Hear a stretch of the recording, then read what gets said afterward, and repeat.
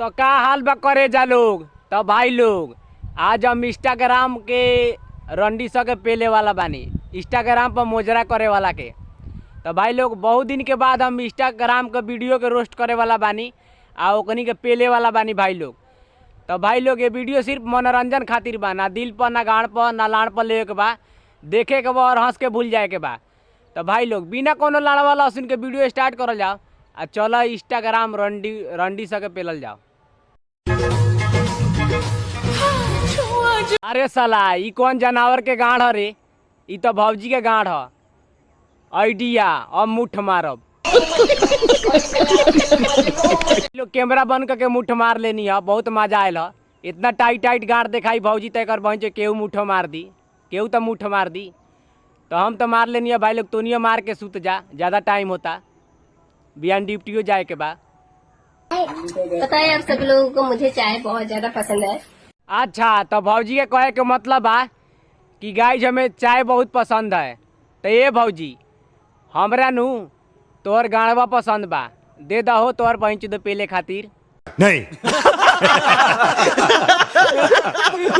ना तोहर बहन जो चाय पिए तारू तो पिया ना, इंस्टाग्राम पर गाड़ खोल के काहेला बताओ तारू कि हम चाय पिए तानी लाड़वा पिए तानी। हाय हमर करेजा, बोलो बिहार के मजदूर। तोरा माई के बूर। भाई मारो मुझे, मारो मारो मुझे, मारो मारो। नहीं ये मजाक हो रहा है, एक सेकंड यार, मजाक हो। ए भौजी चला ना गहुआ में गाड़ दना एक टिप, बहुत मजा आई। तो इहे रहनी हमरा तनको अच्छा ना लगेला। कहियो ऐसन मार मारम ना कि पाट में छुल दे मुँह देबा। रसियन चाही। अच्छा तो भौजी के कहे के मतलब बा कि रसियन चाही। तो ए भौजी हमरा रसियन ना चाही हो, हमरा ना तोहर गांठ चाही, दे दहो।